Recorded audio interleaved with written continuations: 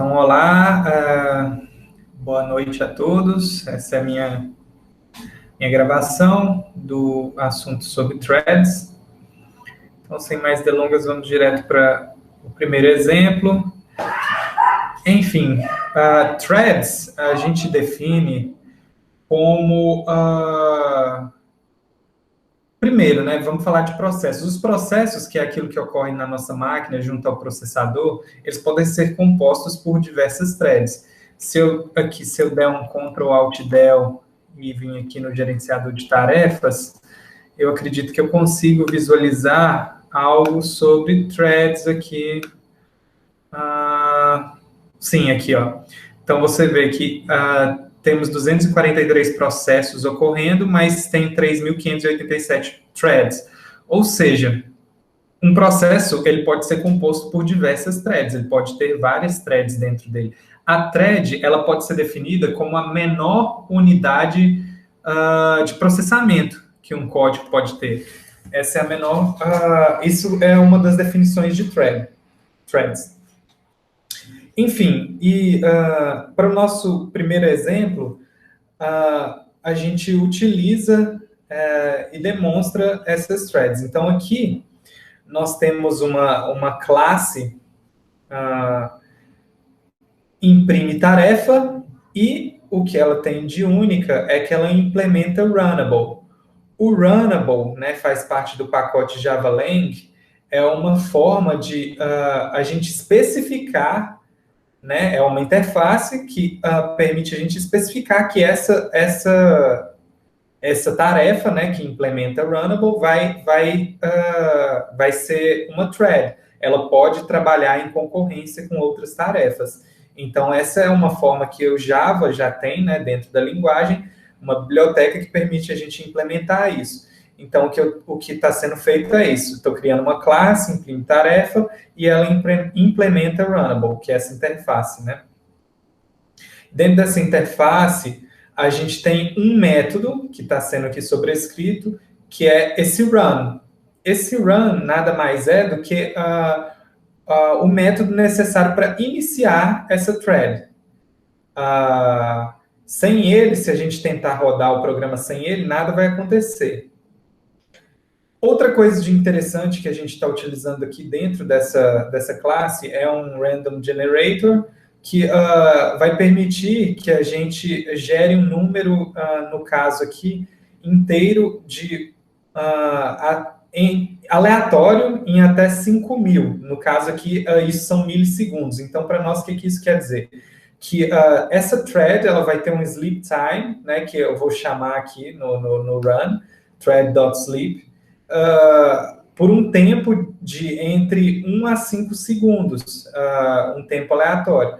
Isso vai demonstrar para nós o momento que cada thread acorda, é o tempo que ela dorme e depois ela acorda, e mostrar essa concorrência de threads, elas acontecendo.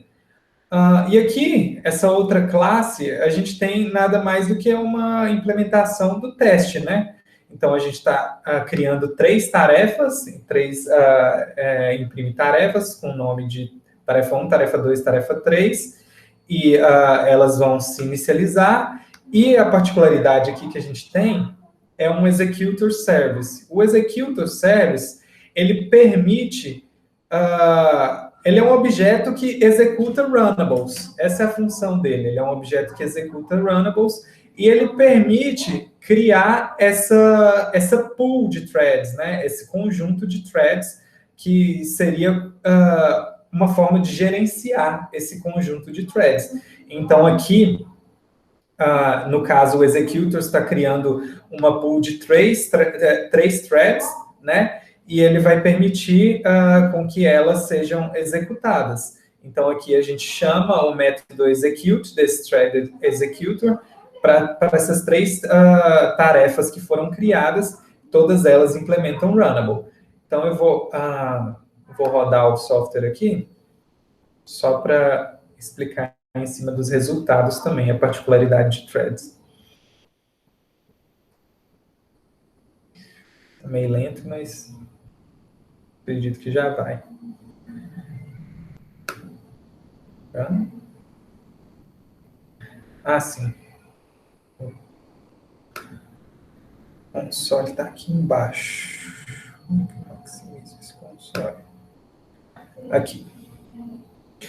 Olha que interessante. A gente pode ver que ele escreve, né, inicializando threads, e eu coloquei aqui, além do exemplo, né, esse sysout aqui, main termina, que está aqui no final. Para a gente ver que a main também é uma thread principal, uma thread separada, e que ela pode finalizar antes das outras threads executarem. Foi dessa forma que ocorreu. Ó. A gente inicializou as threads aqui e a main terminou aqui embaixo. Então, isso já é diferente do que a gente tem visto. E aqui a gente nota que como a gente gerou números aleatórios, né, a thread vai acordar, né, ou seja, ela vai finalizar a execução dela de acordo com a ordem de tempo que ela ficou dormindo. Então, aquelas que dormiram menos, que no caso foi a 3, acorda primeiro, depois a 2 e por último, depois a 1 e por último a 2, seguindo mesmo o tempo. Então, a gente está vendo que é possível, sim, as threads ocorreram de forma concorrente ou paralelas, né? Ocorreram de forma simultânea, mas acordaram em tempos diferentes por causa desse número aleatório de sleep time. Isso nos leva ao segundo exemplo que eu escolhi retratar, que é o do buffer não sincronizado. Que aqui a gente já pode ver que, caso não haja uma preparação no processo, uma sincronia, isso pode gerar problemas. Ó, as threads, não necessariamente a thread que inicia primeiro é a que termina primeiro. Então, se não houver esse controle, pode gerar um problema. E o buffer não sincronizado é exatamente a demonstração desse problema. Então, aqui a gente tem 5 classes. Uma interface buffer, né, que tem 2 métodos, um set e um get. Então, um é para produzir, como se fosse produzir o valor, e o outro seria para consumir, né? Um é para setar o valor e o outro é para pegar o valor. E aqui a gente tem a classe que a gente vai utilizar, que é o buffer não sincronizado. Ela implementa buffer, então ela tem aqueles 2 métodos. E a gente pode ver aqui que em um dos métodos ela passa o valor que é passado como parâmetro para o atributo buffer e depois escreve, né, esse valor. E o método get, ela retorna esse valor que foi passado por atributo buffer. E aí, a gente vai ter ainda mais 2 classes. Uma que a gente vai chamar de produtor. Essas classes vão ser as que vão rodar as threads, né? A gente vê que elas implementam Runnable, que é é algo básico para mostrar que vai ocorrer essa concorrência, que vai ocorrer as threads. E como atributos, ela tem aquele generator random, do mesmo exemplo anterior, né, que gera números aleatórios, esse objeto.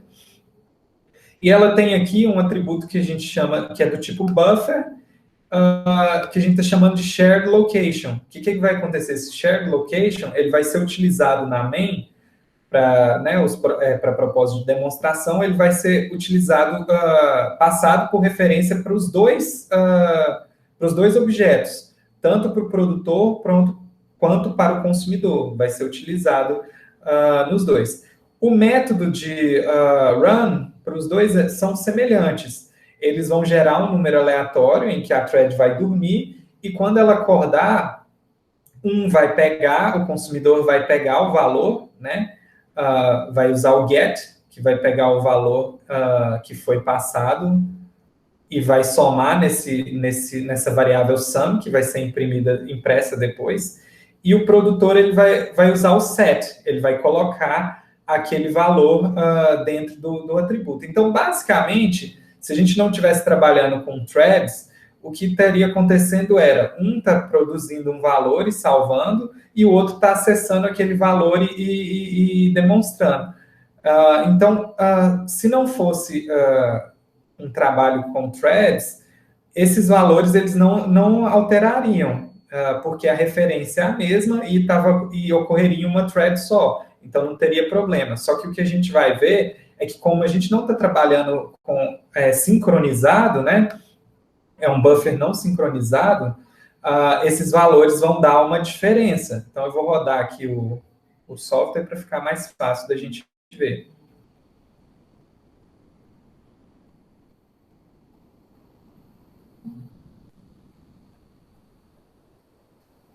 Ele está terminando de rodar aqui. Ele tem que rodar até 10, né? Que é o que está lá no loop, né? E olha só, particularidade, né?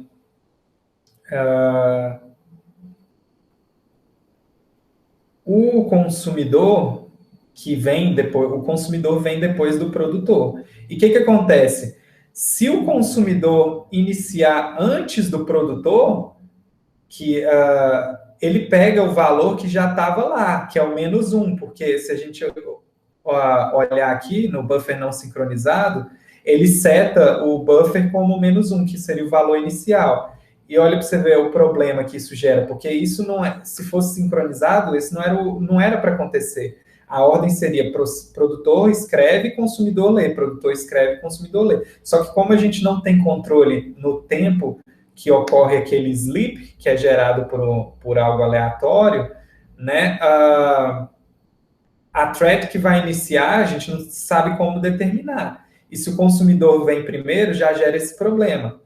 E outra coisa é se o consumidor, aqui, ó, se o consumidor vier na sequência antes do produtor, ele lê o mesmo número, ele pega o mesmo número que havia sido escrito antes. Então, aqui o produtor escreveu 4, o consumidor leu 2 vezes o 4, antes do produtor passar para o próximo. Isso é um problema também, porque a gente vai ver que a soma, no final, que caso tivesse sincronizado, ela tinha que dar o valor igual, ela vai dar divergente. Então, a gente vai ver aqui ó, que o consumidor ele encerrou a leitura de valores dele e a soma total deu 39.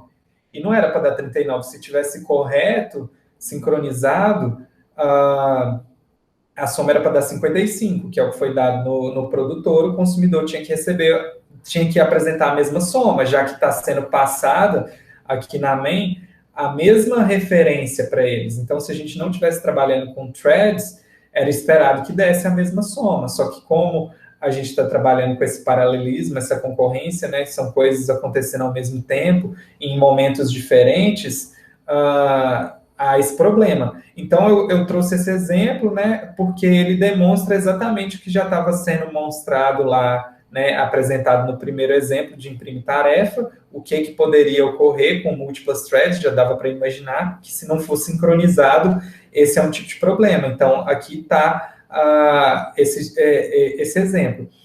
O que pode ser feito para resolver é ou a sincronização dos buffers, né, que aí são o exemplo posterior, com avisos, né, chama até de semáforo, outra terminologia, que agora não me recordo, e também a gente pode utilizar dados imutáveis, né, utilizar, por exemplo, o final, né, o final, ele mostra que um dado é imutável, então ele pode ser compartilhado sem risco entre diferentes threads, porque ao momento que ele foi inicializado com um determinado valor, esse vai ser o valor dele pelo resto da vida.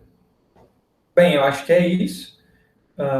Esses são os 2 exemplos que eu decidi apresentar. Espero que tenha ficado claro.